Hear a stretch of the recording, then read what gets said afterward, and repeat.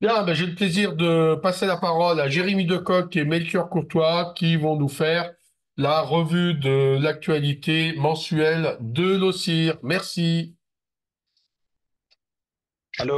Bonjour à tous. Aujourd'hui, on se retrouve du coup pour la revue d'actualité mensuelle. Donc, comme le mois précédent, donc, qui était un petit peu différent, vu qu'on a dû tourner une vidéo pour cause d'indisponibilité de Melchior et de moi-même. Euh, ben, Melchior Courtois, c'est sa première présentation en live. Donc, bon courage à lui et on va tout de suite commencer. Donc, avec, comme d'habitude, le bulletin de Patch Tuesday de Microsoft du mois d'avril, donc qui couvre 150 vulnérabilités patchées, dont deux failles 0D. La première, qui est une faille qui se situe au niveau du pilote proxy de Microsoft, donc qui permet un spoofing. Donc en fait, c'est Sophos qui a trouvé dans son catalogue un binaire qui était un peu suspect, qui semblait utiliser un certificat de confiance qui du coup permettait d'usurper l'identité de Microsoft.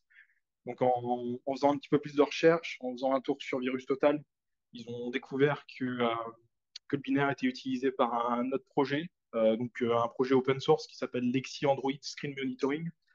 Et donc en fait, en faisant un petit peu de recherche, ils ont trouvé que c'était lié du coup à un certificat qui était signé euh, l'exécutable était signé par un certificat WHCP, donc Windows Hardware Compatibility Publisher, qui du coup forcément était valide et, euh, et approuvé par Microsoft. Donc Sophos a communiqué avec les équipes de Microsoft qui ont tout de suite révoqué le certificat.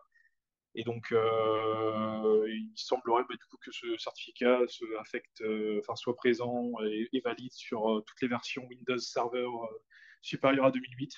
Et donc, en faisant le patch, ce patch-là, vous prenez en charge le fait que le certificat a été révoqué et ça vous couvre de cette vulnérabilité. Et ensuite, la deuxième, c'est pas une nouvelle vulnérabilité à proprement parler, parce qu'elle se base du coup sur le correctif du patch UD du mois de mars, donc qui était un bypass de smart screen. Et donc en fait, la vulnérabilité, donc la CVE 2024 29988, est un bypass du correctif euh, qui patchait le bypass de smart screen au mois de mars. Et donc qui était une RCE, donc Remote Code Execution, qui était possible via un one-click, et donc en fait qui permettait de, de bypasser le marqueur Mark of the Web, qui permet de savoir si un fichier provient d'Internet ou pas, et donc ce qui permet de savoir à Smart Screen s'il a besoin d'analyser ou pas le fichier. Donc là, si vous dites que un fichier téléchargé n'est pas un fichier provenant d'Internet, et ben Smart Screen va pas essayer d'analyser le fichier, et ça vous permet de bypasser la sécurité. Et donc, ça, c'est réalisable via l'utilisation d'une archive zip. Donc, ça, c'est bon pour les 0D. Ensuite, une vulnérabilité qui est critique aussi et assez intéressante, donc j'en parle, c'est une RCE, donc Authenticated, qu'il faut être authentifié pour pouvoir exécuter les commandes en remote sur les Microsoft Defender, mais pour les versions Windows IoT.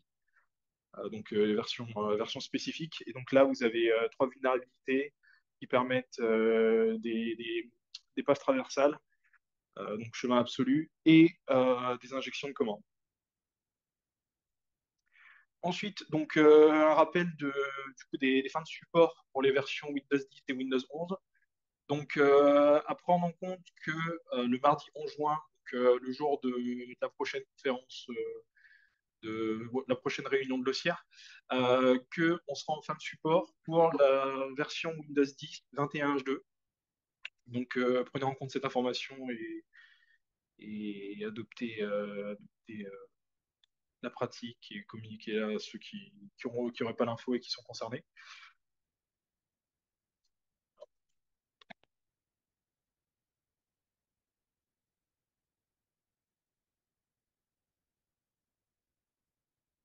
Ah, le micro de Melchior est désactivé. Alors, cœur. C'est bon, merci. Est-ce que vous entendez bien? Alors tout de suite, on va enchaîner sur les failles, failles et vulnérabilités. Donc là, la première, nous avons 92 000 NAS qui sont vulnérables et accessibles directement depuis Internet.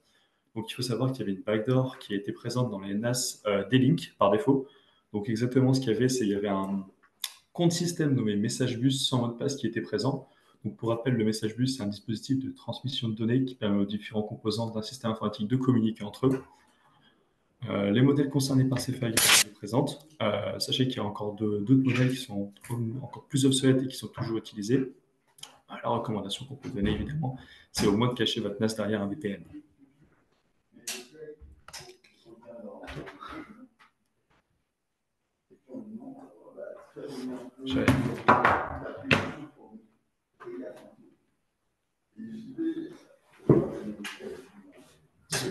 Oui, donc ensuite, on a une 0D au niveau des firewalls Palo Alto. Palo Alto, qui est un fournisseur de services télécom américain. Je pense que vous connaissez. Donc, une CVE de type injection de commande qui est présente dans la fonction Global Protect, qui est une fonction du coup utilisée sur l'OS, donc dédiée à l'OS. Donc, la 0D en question permet l'exécution de commandes en tant qu'administrateur, donc qui est forcément assez fatal. Donc, on note un star CVSS de 10, et une exploitation déjà d'une à distance, aucun privilège requis, donc on a une injection de code authenticated, et zéro clic, donc aucun besoin d'interaction de la part de l'utilisateur, qui du coup permet l'exploitation de la commande. Euh, Sachant que là, vous avez à droite donc sur la petite image des versions affectées liées à PanOS et du coup aux équipements disposant de ces versions. Pour les autres, il y a possibilité en fait d'activer une protection donc, qui s'appelle Thread Prevention, et de préciser en fait que vous voulez appliquer la protection qui est liée à la menace ayant l'ID 95 187. Et donc au niveau des versions impactées, donc il semblerait qu'il y ait plus de 156 000 firewall Palo Alto exposés qui seraient vulnérables justement à cette CVE. Ça, c'est des chiffres qui sortent de Shadow Server Foundation.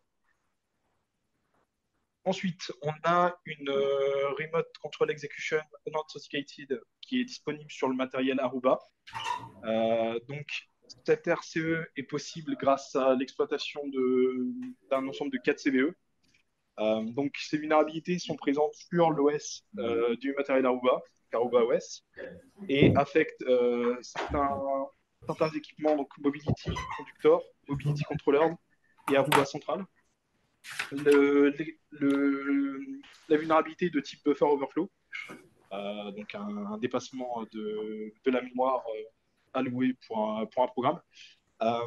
Et donc, le buffer overflow est exploitable via le protocole PAPI, donc qui est accessible, enfin qui est utilisé du coup et manipulable à travers le port 8211 en UDP. Donc autant vous dire que si le matériel Aruba est accessible, vous pouvez simplement exploiter le buffer overflow. Donc vous avez les versions affectées, donc les différentes branches, et la version qui permet de mettre à jour le matériel. Et pour ceux qui n'ont pas de page de sécurité, bah, malheureusement, il n'y a pas de solution miracle cette fois. Sachant que c'est précisé que les versions qui n'ont pas de page de sécurité sont des versions obsolètes et qui ne sont plus supportées par le fabricant. Ensuite, côté navigateur, on a une nouvelle 0D sur Chrome, donc qui cette fois est de type use after free. Je le rappelle, c'est quand un programme utilise un pointeur après que après que la mémoire qu'il référence a été libérée, ce qui permet de manipuler ou altérer la mémoire. Et donc, la vulnérabilité affecte un composant de Chrome, donc Visuals, qui permet des rendus graphiques dans le navigateur. Et vous avez les patchs correctifs, donc le patch pour Windows et macOS et celui pour Linux. Donc Chrome qui du coup célèbre sa cinquième 0D en 5 mois. Pas simple tous les jours. Euh, Ensuite, une vulnérabilité côté GitLab donc, qui permet une écriture de fichiers arbitraires sur le serveur, donc qui est possible grâce à deux choses. Première chose, un path traversal en FilePath Clean, tout simplement qui permet qui n'échappe pas les points slash ou anti-slash et qui permet donc de vous promener librement dans l'arborescence du site web. Et ensuite, un bypass de filtre donc qui permet une remote file inclusion et donc vous permet de charger un fichier arbitraire sur le serveur. Et donc ça, c'est dû à une incohérence entre les parseurs YAML de Ruby et de Go. Euh, Pour ça, je vous redirige vers le lien justement du chercheur qui est à l'origine de cette découverte et qui explique bien ça. Donc, il explique en fait qu'il s'est amusé à jouer sur les différences entre les parseurs YAML, mais pas pour Ruby et Go, mais plutôt pour Ruby et Python. Et il avait vu quelques similitudes avec justement le traitement qui a été fait entre Ruby et Go. Et donc, il s'est joué de ces différences pour essayer d'injecter ses propres données, et du coup ses propres fichiers dans côté serveur. Donc c'est assez intéressant, je vous renvoie sur le lien si vous êtes curieux. Et donc au niveau des versions affectées, donc la Community Edition et l'Enterprise Edition, on a du coup les différentes branches, donc la 7.0, 16.7 et 16.8, et les versions jusqu'à quelle version GitLab CE et E sont impactées. Alors, côté Telegram, on a une faille 0day qui est sortie. Alors, comment s'est passée toute la démonstration? Donc, on a eu une démonstration du RCE qui a été faite environ du 12 avril à partir de rumeurs initiales sur Twitter sur exactement le compte de Phantom Radar. Telegram a démenti l'information en disant, je cite, c'est un canular. Le lendemain, nous avons une sortie d'un POC qui justement prouvait cette RCE. Donc, quelle était la vulnérabilité? Il faut savoir qu'au niveau des extensions Python qui étaient faites, ils avaient mis l'extension PYWZ alors que l'extension était PYZW. Et ce qui a fait que du coup, ils ne repéraient pas le payload comme étant vulnérable.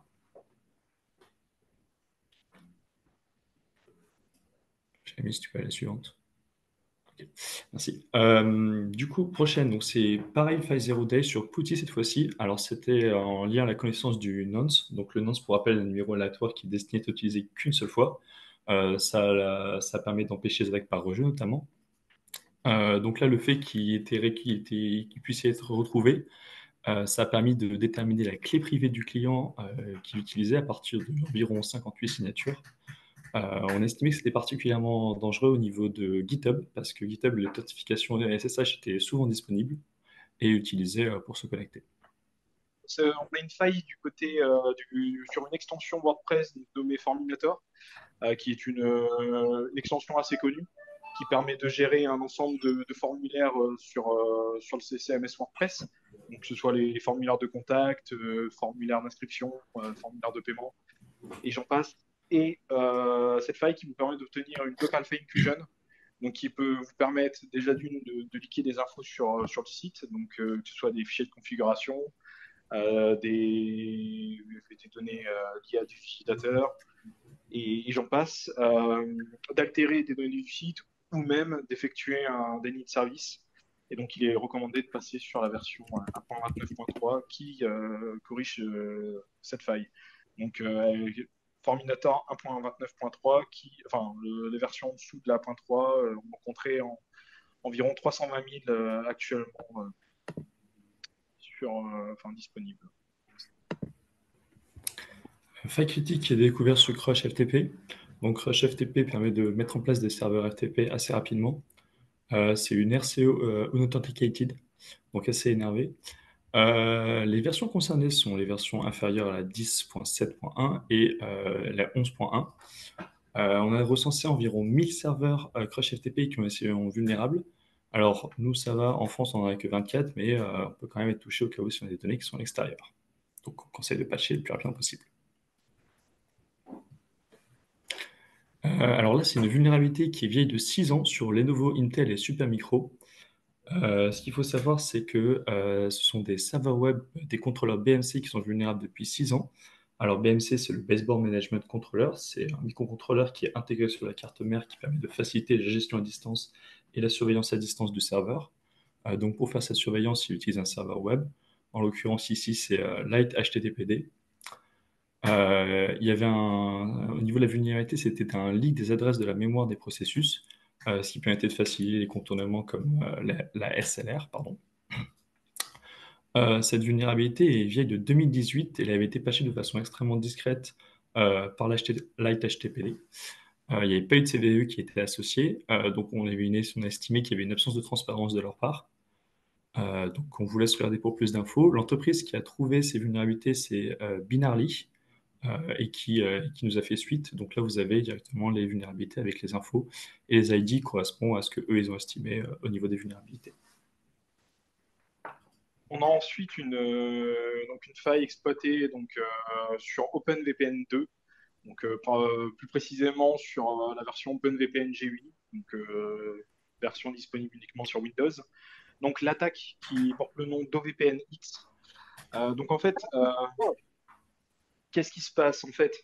Donc cette attaque OVPN-X, c'est un ensemble de 3 CVE, pardon, donc qui ont été découvertes lors du Black Hat 2024. Donc en fait, vous avez deux choses. Vous avez dans un premier temps une évasion de privilèges qui est disponible. Donc en fait, vous avez le OpenVPN 2 fonctionne avec un minimum de privilèges, donc ce qui est demandé pour réduire la surface d'attaque sur votre machine. Sauf que l'outil a besoin de privilèges un petit peu plus élevés quand on parle par exemple d'ajout de RAID, d'ajout de route sur votre poste. Et donc, c'est pour ça qu'il y a un pipe du service interactif justement d'OpenVPN 2 qui lui dispose de beaucoup plus de privilèges. Et donc, en fait, euh, vous pouvez soit usurper le binaire utilisé par OpenVPN 2. On en parlera après, c'est l'une des trois vulnérabilités en question. Donc, soit usurper le binaire, soit lui faire charger un plugin malveillant.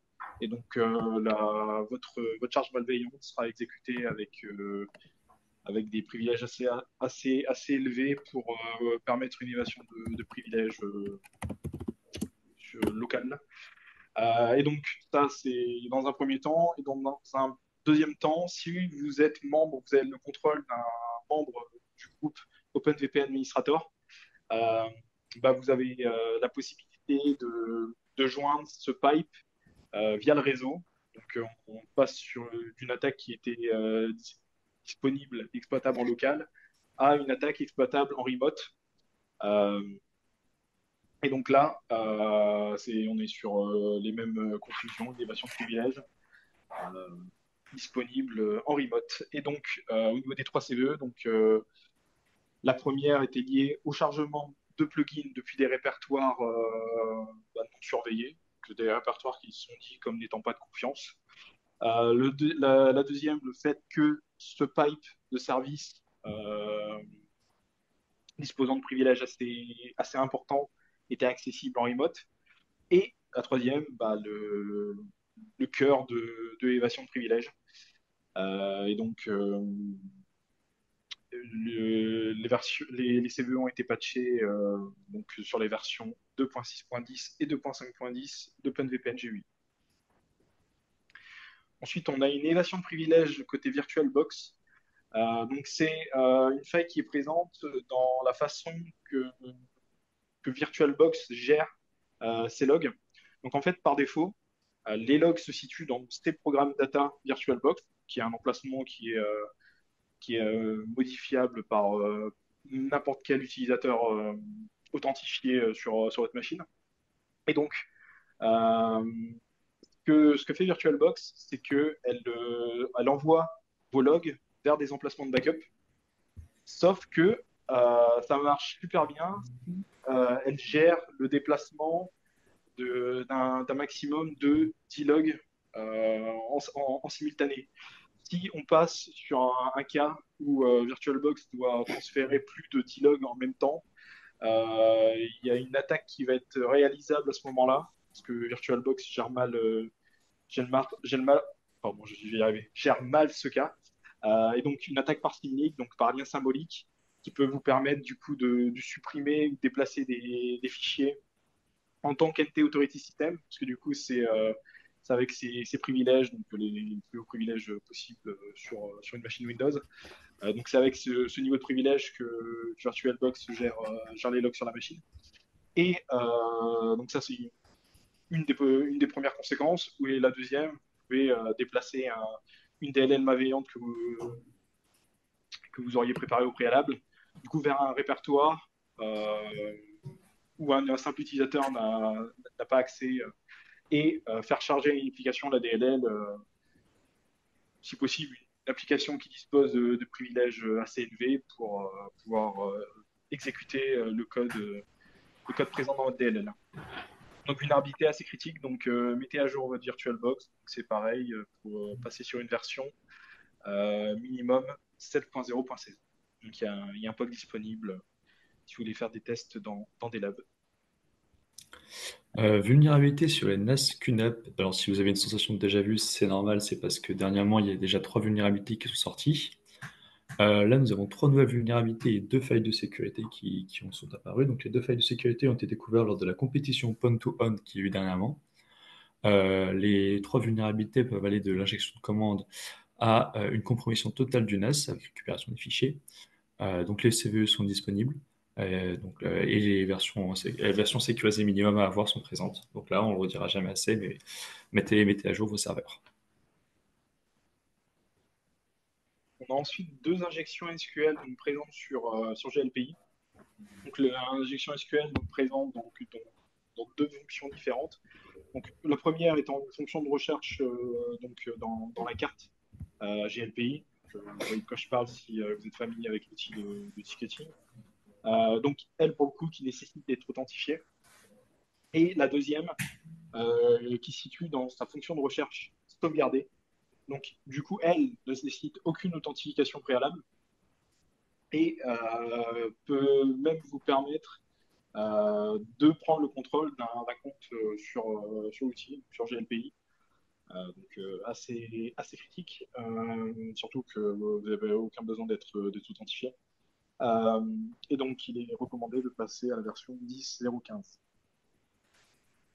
Ensuite, un point donc, qui, pareil, a beaucoup fait parler au cours du mois, donc le cas Tunnel Vision, qui a été utilisé comme prétexte pendant ce mois pour dénigrer l'utilisation des VPN, enfin du moins pour rendre leur utilisation un peu caduque, même si c'est pas forcément légitime. Donc en fait, Tunnel Vision, c'est quoi? Donc en fait, ça se base sur une option, une option DHCP qui est disponible depuis X années, qui est pourtant pas mal inconnue. Euh, donc l'option 121, donc, qui s'appelle Classless Static Route, et qui en fait permet tout simplement au DHCP de fournir des routes statiques supplémentaires donc à votre machine. Si vous êtes curieux, je vous encourage à aller lire la RFC 3442. Et donc, en fait, le but serait bien un serveur DHCP contrôlé. Donc, on imagine une attaque par Rogue DHCP ou autre qui vous permet de prendre l'autorité sur le réseau via un DHCP que vous contrôlez. Et donc, via cette option, de fournir des routes statiques à vos différentes cibles, enfin, ou du coup aux différents utilisateurs présents sur le réseau, de leur fournir des routes renvoyant leur trafic vers des serveurs que vous contrôlez. Et donc en fait, même si vous activez en fait votre VPN, donc là je vous dis ce qui est écrit dans les recherches, Même si le VPN est activé, en fait, tout votre trafic sera redirigé au préalable vers le serveur contrôlé par l'attaquant et donc ne passera pas par le VPN. Et donc, dans un cas où une partie de votre trafic est accessible en clair, bah, il sera du coup possible de lire les données et d'effectuer une attaque man in the middle à ce moment-là. Et donc, sur beaucoup d'articles, on voit que c'est une vulnérabilité qui touche à tous les VPN, alors que c'est pas vrai. On parle de VPN de couche 3, qui se base sur la troisième couche du modèle OSI, donc le réseau. Donc, tous les VPN ne sont pas impactés. Donc, malheureusement, on peut citer quand même les plus connus, donc WireGuard, OpenVPN, IPsec, qui reposent sur ces couches et qui, eux, du coup, sont vulnérables à ce type d'attaque. Euh, donc, le kill switch, c'est quoi? C'est en fait, on détecte au niveau du client VPN, on détecte l'usage qui est fait. Et en fait, si le trafic n'est pas correctement redirigé vers le VPN, eh ben, en fait, le VPN se coupe. Mais là, c'est pas le cas. Le VPN continue de fonctionner. Et donc, du point de vue utilisateur, le VPN fonctionne correctement et il n'y a aucune suspicion sur ce qui est réalisé sur la machine. Euh, donc, il est intéressant du coup d'expliquer que ça affecte n'importe quel OS. Donc, on entend bien les clients, ceux qui reçoivent du coup les infos euh, de, from le serveur DHCP, du serveur DHCP. Euh, donc Windows, macOS, Linux, mais pas Android, parce qu'en fait, Android par défaut ne supporte pas l'option 121 du DHCP, ce qui du coup ben, indirectement le sauve. Et donc cette vulnérabilité, donc ce que je vous dis, l'option DHCP numéro 121 n'est pas quelque chose de nouveau. Et donc forcément, depuis son apparition, on peut supposer que cette attaque est réalisable depuis sa mise en, sa mise en production donc depuis 2002. Donc il est quand même recommandé pour remédier à la situation de mettre en place quelques mesures, donc déjà le THP snooping, donc pour vous assurer de contrôler un minima la source, donc, proposant de fournir le service DHCP. Donc ça, c'est surtout au niveau des switches. Dire que le DHCP est seulement accessible depuis ce port du switch et pas depuis un autre port, donc option qui n'est pas forcément disponible sur tous les switches.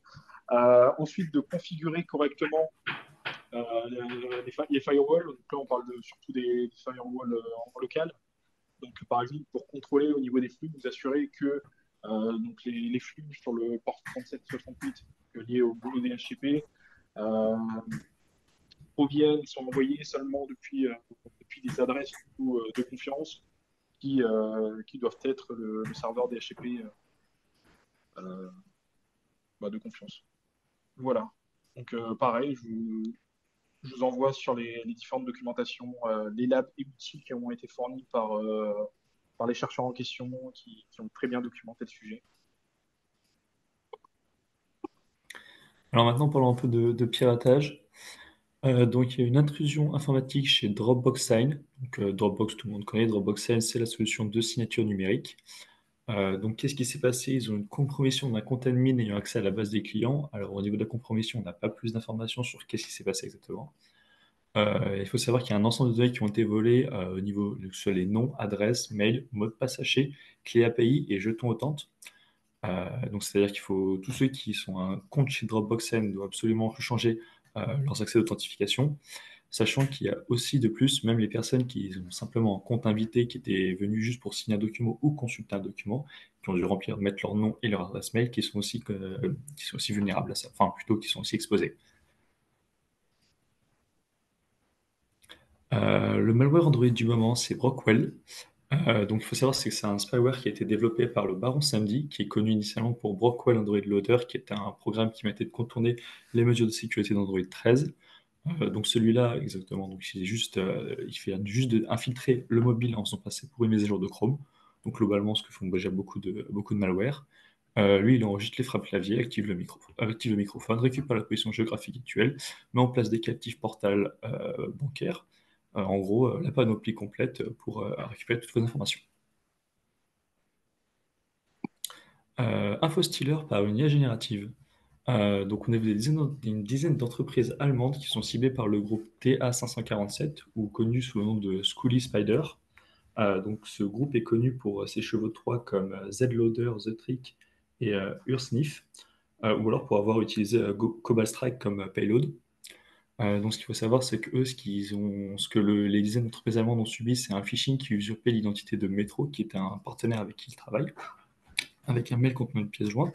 Ce mail permettait de déclencher un script distant via PowerShell, script qui ensuite allait agir comme étant un downloader pour aller infecter la machine par l'infostealer Radamantis. Et ensuite, en analysant ce script, on se rendait compte qu'il avait été commenté un peu à la façon dont font les IA génératives, donc on estime que ça a été fait par ça, sans avoir de preuves totalement sûres. Donc, un point qu'on abordera un petit peu plus tard dans la présentation. Donc, une nouvelle victime donc, de Logbit, ce qui en France je souligne un peu leur retour, ouais, leur retour par rapport aux événements précédents qui sont. Bon, on en parlera juste après, donc je ne vais pas aller trop loin sur ce sujet-là. Et donc, la nouvelle victime donc, de Logbit, donc l'hôpital Simone Veil, donc à Cannes, donc, qui a été victime du coup d'un ransomware de Logbit 3.0. Donc forcément, ils n'ont pas payé la rançon, ce qui a du coup engendré un leak de 61 gigas donc de données. Donc on parle de bilan de santé, psychiatrique, psychologique, etc. Donc des données relatives à leurs patients. Et ensuite des données liées à leurs employés, donc des cartes d'identité, RIB, bulletin de salaire, info personnelle. Pardon? Est-ce que vous pouvez parler bien dans vos micros? On vous entend pas très fort. Merci. Vous m'entendez pas? Si, mais parlez bien dans votre micro. Bah, j'ai pas bougé mon micro, c'est un casque micro. Ok. Euh, alors, enfin, il soulignait du coup que pendant une semaine, ça a été assez compliqué pour la société, enfin, pour l'hôpital, qui du coup a fonctionné en mode dégradé, et donc consultations reportées, opérations chirurgicales non urgentes forcément qui ont été annulées, et donc tout semble rentrer dans l'ordre petit à petit. Donc c'est encore un cas ransomware côté hôpital qui souligne un peu le côté critique de la chose et l'urgence de sécuriser les hôpitaux et organismes de santé. Niveau ransomware Hello Kitty qui devient Hello Cookie. Donc c'est un ransomware qui était apparu en 2020, qui est connu pour avoir chiffré et leaké les données de Cyberpunk 2077, The Witcher 3, Gwent. Ils ont changé de nom pour Hello Cookie maintenant, et du coup pour faire un petit côté de pub, ils ont donné 4 clés de chiffrement des données de Cisco et de l'entreprise CD Projekt Red qu'ils ont rendu publiques. Donc si vous avez des clients ou des personnes que vous connaissez qui ont toujours des données chiffrées avec le ransomware Hello Kitty, bah, sachez que c'est potentiellement possible de les déchiffrer maintenant. Et il y a actuellement un outil justement de déchiffrement qui est en développement. C'est pas encore le cas. Si c'est le cas, on vous en parlera dans le mois prochain. Ok. Donc ensuite, côté fuite de données, la société automobile Volkswagen qui suppose avoir été espionnée par la Chine pendant 5 ans. Donc quand je vous dis 5 ans, c'est entre 2010 et 2015. Donc ça, je le souligne quand même, c'est selon les médias allemands. La Chine qui serait concernée à minima par l'origine du cyberespionnage, bon, mais donc pas forcément de l'espionnage pendant ces 5 années. Et donc, comment en déduire que c'est la Chine qui est à l'origine de ce cyberespionnage? Bah, c'est grâce au TTP, donc aux techniques et pratiques utilisées, aux outils utilisés.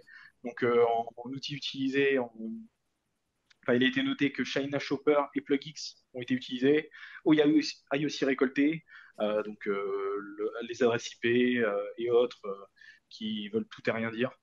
C'est pour ça que je mets des gros guillemets sur l'origine.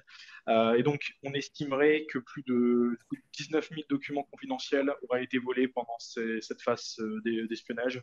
Donc, des documents sur le développement enfin, de leur technologie, donc moteur allumage commandé, boîte de vitesse, etc. Ensuite, une intrusion qui a eu lieu chez Nexperia, qui a ensuite entraîné un vol de données, donc qui est un fabricant néerlandais de semi-conducteurs. Et donc, on n'a pas beaucoup d'infos sur les origines de l'intrusion. Ce qu'on sait, c'est qu'en termes de vol de données, on a plus d'un téra de données confidentielles. Vous avez les chiffres, je ne vais pas vous relève tout, mais on a des données liées à recherche et développement, donc ingénierie, euh, données clients, données utilisateurs, données commerciales, marketing, données ressources humaines et données personnelles relatives aux employés. On a ensuite une fuite de données donc chez Dell. Donc ça, c'est un des derniers points qui a été rédigé. C'est un point assez récent. Enfin, le, les bruits comme quoi il y a eu une fuite de données chez Dell, ça date quand même d'il y a quelques semaines. Mais l'affirmation côté Dell que la fuite de données est bien véridique est assez récent. Et donc, en termes de fuite de données, on parle quand même de données qui impacteraient 49 millions d'utilisateurs. Donc, ces données ont été récupérées via une de leurs boutiques en ligne. Et donc, ça concerne tout ce qui est achat sur leur boutique. Donc, nom de l'acheteur, son adresse physique, matériel acheté, les informations qui sont liées du coup, forcément à la commande qui a été effectuée. Donc, étiquette de service, description de la commande, date où la commande a été effectuée. Il y a les infos liées à la garantie annexe et autres. Et donc, il a été souligné qu'aucune adresse mail, ni info bancaire, ni numéro de téléphone ont été présentes du coup dans les données ayant leaké. Euh, Au niveau des infos, ça concerne tous les achats qui ont été effectués entre 2017 et 2024. Donc il faut savoir que cette annonce, du coup, il y a une annonce qui a été postée sur un site très connu pour de la revente ou pour fournir des fuites de données gratuitement auprès d'utilisateurs authentifiés. Donc c'est Breach. Donc une annonce qui a été rendue disponible sur Breach, qui a été retirée entre-temps. Donc ce qui voudrait dire que le leak en question a été acheté par un tiers. Faites attention, même s'il n'y a pas d'adresse mail, on il n'est pas non plus à exclure la possibilité d'effectuer ce qu'on appelle un phishing physique. Donc, vous basez là, vous avez une image à droite qui illustre bien le cas où vous recevez un courrier qui vous dit merci de votre fidélité, voici un bon d'achat ou autre, une clé USB ou tout type, ou autre support. Donc un support qui sera infecté ou fournir un lien malveillant dans le courrier qui derrière vous pénalisera votre machine, affectera votre machine. Ce qui pourrait rappeler par exemple le cas Ledger il y a déjà quelques temps qui avait concerné à peu près le même scénario. Donc voilà. Alors, côté publication, très attendu et pas mal republié à sa sortie, le guide de l'ANSSI sur la sécurité de l'IA générative. Dedans, elle définit exactement ce que c'est qu'une IA générative, donc un sous-ensemble de l'intelligence artificielle axé sur la création de modèles qui sont entraînés à générer du contenu à partir d'un corpus spécifique de données d'entraînement. Donc, elle définit ça avec trois phases qui décrit les exigences en termes de sécurité pendant ces trois phases. Donc, l'entraînement des données, l'intégration, le déploiement et la production. Et ce guide propose aussi des scénarios d'attaque ainsi qu'un ensemble de 35 remédiations pour sécuriser l'intégralité d'un système d'IA générative. Donc là, on va parler un peu des techniques qui nous paraissent intéressantes ou assez curieuses, qui sont assez curieuses. Et donc là, c'est le cas par exemple de cette technique-là. Donc, utilisation de cartes bancaires volées via l'intermédiaire de l'Apple Store. Donc en fait, c'est une opération donc des chercheurs qui ont qui ont mis au jour une pratique qui est effectuée pendant 2 ans et qui aurait permis de récupérer pas loin de 400 000 dollars, donc initialement volés. Et donc en fait, comment ça s'est passé, cette opération qui a été nommée Poison Apple? Donc en fait, la première étape, ça a été de voler, d'obtenir des coordonnées bancaires. Donc pour ça, les personnes qui sont à l'origine de cette attaque ont usurpé l'identité de 50 centres commerciaux en ligne. Donc, on crée des portails, des boutiques en ligne, donc fidèles à celles de ces centres commerciaux. On appliqué du phishing sur l'utilisateur pour essayer d'obtenir leurs coordonnées bancaires. Cela étant fait, ils ont publié un ensemble d'annonces en ligne sur un site qui est un peu l'équivalent à Le Bon Coin, mais en Corée du Sud.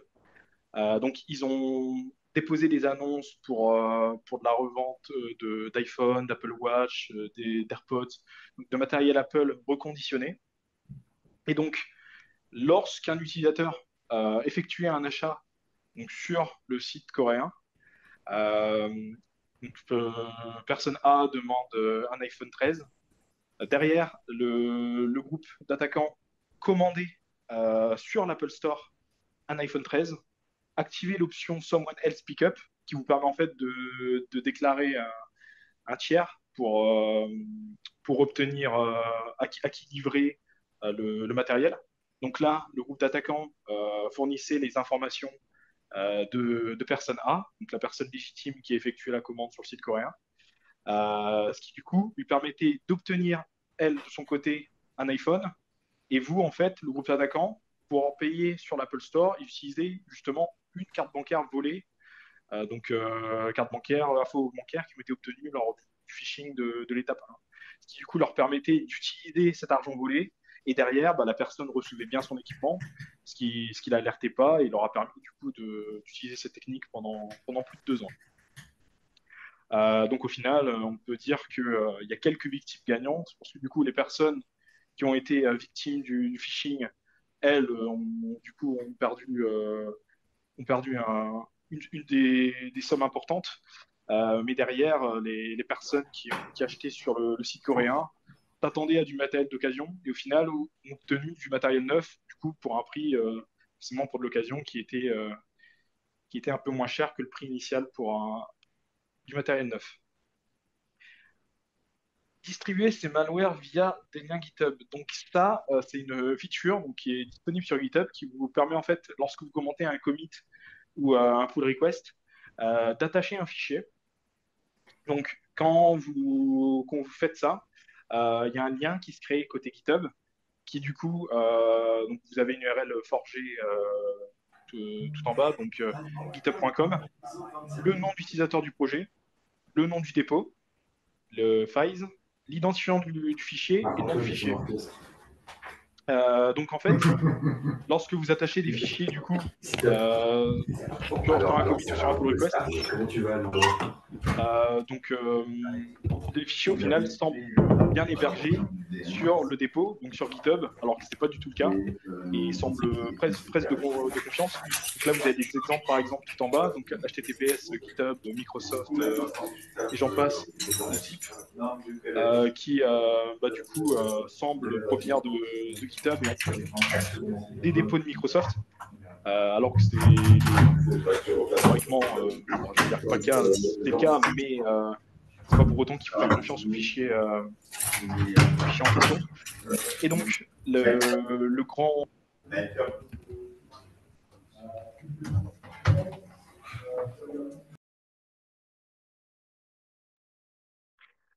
Allô? Oui, donc même si en fait vous supprimez votre commit, votre pull request, enfin, votre commentaire, après l'avoir créé, après l'avoir créé et attaché votre fichier, mais en fait le lien qui a été généré côté GitHub, il est toujours actif. Ce qui, en fait, dans un premier temps, en termes de traçabilité, permet de cacher votre action. Et derrière, rend l'action toujours réalisable, parce que du coup, le lien est toujours actif.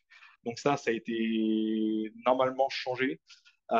Et donc, vous avez un lien qui est intéressant. Donc, un live qui a été fait sur Twitch et d'un chercheur qui s'est amusé via du social engineering à fournir des URL à son chat et a eu la bonne surprise de voir que les gens se méfiaient pas réellement de la source du fichier et du coup illustre bien un social engineering efficace. Donc là, on en a fini pour un attaque importante qui a beaucoup fait parler au cours du mois, intrusion, fuite de données et autres. Et là, on va parler de quelques points business et politique. Donc, on va commencer avec un point qui fait un peu peur. Donc, une suppression par erreur côté Google Cloud. Donc, Unicipeur, donc un fonds de retraite australien qui du coup dispose d'un compte sur Google Cloud. Donc, à cause d'un bug inconnu, selon Google, euh, le compte d'Unicipeur a été supprimé, ce qui a eu pour cause de ne pas donner accès à plus de 620 000 Australiens à leur pension de retraite pendant une semaine, sachant que la redevance avait été anticipée. Donc, Unicipeur avait dupliqué son compte sur deux zones géographiques distinctes. Mais en fait, le fait de supprimer le compte d'Inicipeur sur une zone a eu pour effet de supprimer son compte sur les deux zones. Donc redondance en place, mais redondance pas efficace. Euh, et donc, on n'a pas plus d'infos sur justement ce entre guillemets bug inconnu.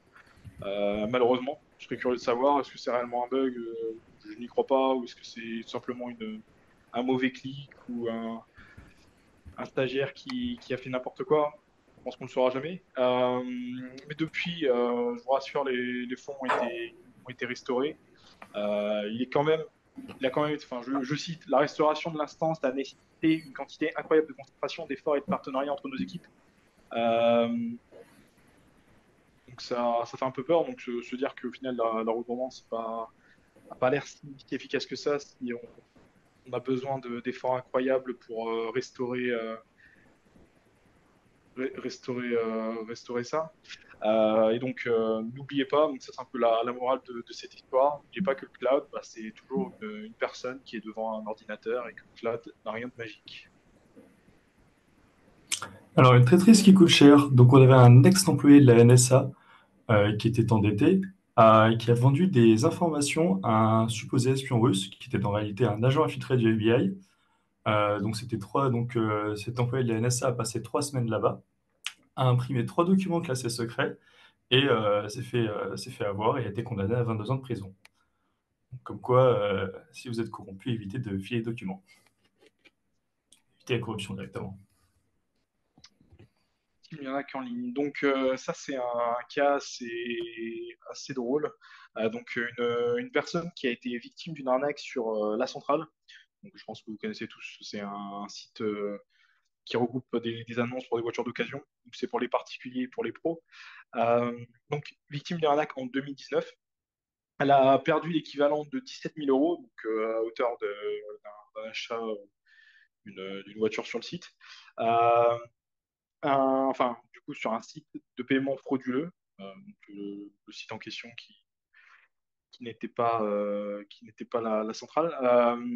Donc, le virement a été effectué depuis un compte Crédit Mutuel, donc le compte, la banque de la cible, vers un compte Orange Bank, le compte de l'attaquant. Euh, donc, de base, il a été assigné que enfin, les deux banques ont été assignées pour obtenir des dommages et intérêts.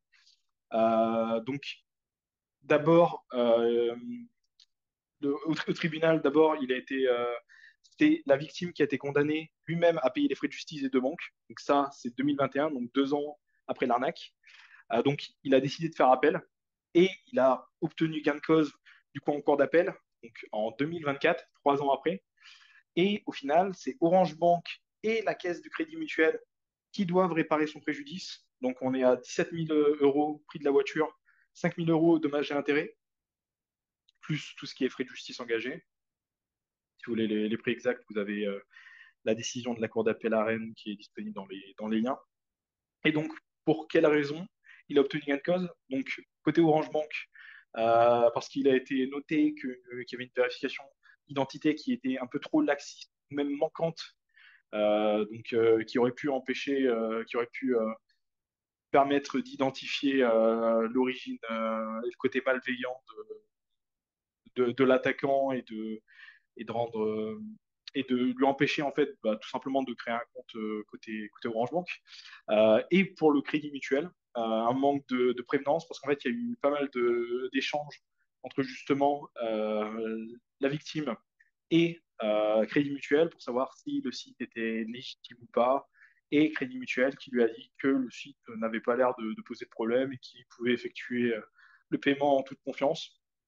Ce qui du coup forcément lui a coûté cher et du coup la Cour d'appel reproche au Crédit Mutuel, du coup, un manque de prévenance.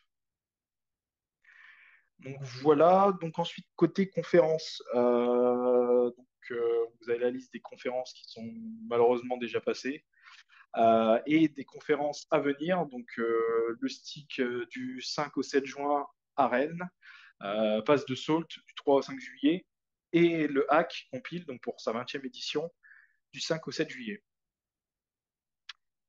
Voilà, donc on va attaquer les points divers ou troll. Donc pour le premier, qui est plus divers que troll, donc GNUlib qui a été recréé en Python. Pour être plus précis, GNUlib Tools. Donc, si vous ne le savez pas, je pense que s'il y a des Linuxiens dans la salle, vous le savez probablement. GNUlib, c'est une collection de sous-programmes qui ont été conçus pour être utilisables donc multi-OS, donc sur différents systèmes d'exploitation. Euh, donc c'est une sorte de couche d'abstraction, si vous me permettez le terme. Et donc GNU Tool qui vous permet en fait d'importer les modules GNU Donc jusqu'à maintenant, c'est un ensemble de script shell. Et donc cet ensemble, cet outil a été recréé en Python. Pourquoi? Parce que il est bien connu que GNU Tool est assez lent. Et donc c'est un peu ironique d'utiliser Python pour accélérer un programme. Mais donc c'est véridique puisqu'on estime que que ton développement en Python permettrait une utilisation qui serait entre 8 à 100 fois plus rapide. Et donc l'outil qui est actuellement du coup en phase de bêta test. Ensuite, donc c'est pour faire suite au point donc du coup de la fuite de données à l'hôpital de Cannes. Donc que devient Logbit Sup? On en a parlé dans le mois précédent. Il y a une opération Chronos qui a démarré en 2020 qui regroupe des actions de plus de 11 entités, dont la France avec la gendarmerie française, avait pour but du coup d'arrêter Logbit, de stopper Logbit dans ses actions très lourdes, que ce soit pour la France ou pour le monde. Et donc ça, c'était en février 2024. Il a été noté que 34 serveurs ont été stoppés, donc ça c'est des rappels, 200 comptes crypto gelés, 14 000 comptes en ligne fermés, plus de 1000 clés de déchiffrement qui ont été récupérées et deux arrestations qui ont été effectuées. Donc ça, c'était le mois précédent. Si vous voulez plus d'infos, je vous encourage à aller voir les slides du mois d'avril. Euh, et donc là, en mai, qu'est-ce qui s'est passé? Il a été révélé que on connaît l'identité de Logbitsup, donc le leader de Logbit. Donc vous avez sa photo tout à droite. Donc ça serait un ressortissant russe. Donc, bon, je vais peut-être écorcher son nom, Dimitri Korolev. Et donc, euh, on suppose que c'est lui, parce que tout porte à croire que c'est lui, même si Logbit ne semblent pas du même avis. Donc, vous avez un extrait assez drôle de communication avec je sais plus c'était dans quel cadre, donc qui ont tenu à dire que cet individu n'était pas leur leader. Donc, à croire ou à ne pas croire. Sachant que le FBI promet toujours, donc avant c'était 15 millions, maintenant on est passé à 10 millions, ils ont revu leurs chiffres. Donc à 10 millions, donc promis par le FBI, si disposer d'infos qui permettraient d'arrêter cet individu. Et donc voilà, je vous encourage à aller voir donc un ensemble de posts Twitter donc de Baptiste Revers, donc qui s'est amusé à faire un peu d'osine à travers via son nom et via les adresses mail liées à l'Obitsub qui ont été communiquées par Europol. Et donc c'est très intéressant de voir tout ce qu'il a trouvé, un compte iCloud, des adresses pour l'équivalent Uber Eats en Russie et j'en passe. Donc comme quoi, même pour des grands cybercriminels comme ça, l'OPSEC est pas forcément. Enfin, c'est dur de tenir un OPSEC résistant sur un bon nombre d'années. Et voilà, donc ça c'est un point pour faire plaisir à pas mal de personnes dans la salle.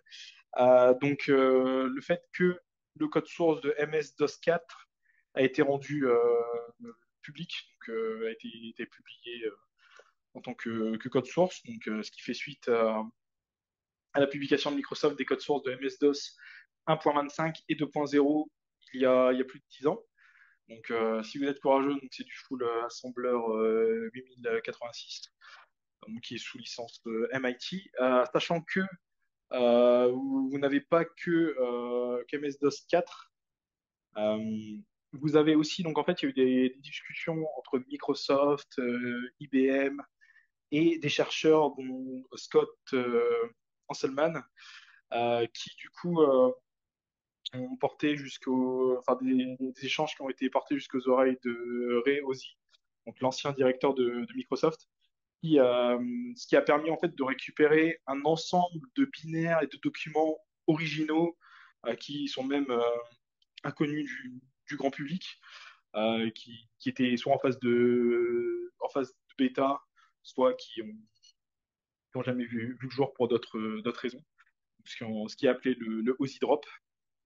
Et donc, tout cet ensemble, ces binaires bêta inédites et des images disques d'MS-DOS 4 ou, ces versions bêta ont du coup été également rendues publiques. Donc, vous avez une branche dédiée à cet ensemble bonus. Donc, enjoy si vous êtes curieux. Et donc, pour le dernier point de cette présentation, donc le support Exchange qui arrive enfin sur Thunderbird. Donc, ce qui est assez intéressant donc, dans le lien qu'on vous a fourni, c'est qu'il y a énormément d'historique, de contexte rappelé concernant Thunderbird, donc à l'époque où ils appartenaient à Firefox, puis au jour où le projet a été cédé à la communauté. Et voilà. Et donc, c'est assez intéressant. Je vous encourage à le lire si ça vous intéresse.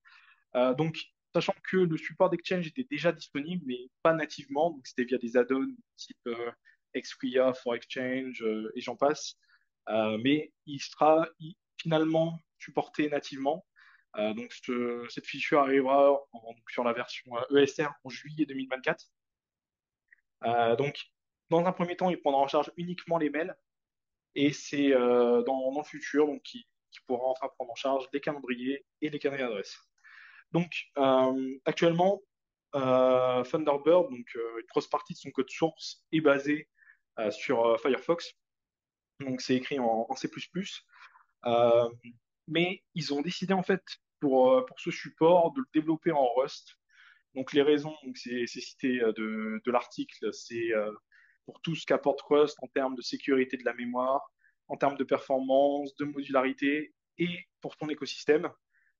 Il explique bien que les choses ne seront pas simples, que ça va être assez compliqué. C'est pour ça qu'il y a 2 temps dans le support de ces nouveaux protocoles. Et donc, bien expliqué, donc, dans le contexte, il explique bien qu'il n'y a plus de maintenance payée sur le projet depuis 2012, donc le moment où Firefox cède et transfère la propriété à la communauté, et que c'est compliqué parce qu'il y a énormément de code. C'est du C++, là on veut du Rust, donc ça se base sur un, sur un modèle qui est disponible sur Firefox et du coup qui est utilisé également sur Thunderbird, donc qui s'appelle XPCOM et qui permet en fait de pouvoir appeler du Rust, du C++ et du JS, ce qui permet un peu cette interopérabilité entre tous les langages. Et donc c'est assez intéressant, je vous encourage vraiment à le lire et puis ça clôture cette réunion, enfin cette revue d'actualité. Et donc prochaine réunion le mardi 11 juin 2024. Donc, dernier jour de support de la version 21 H1 de Windows 10. Merci.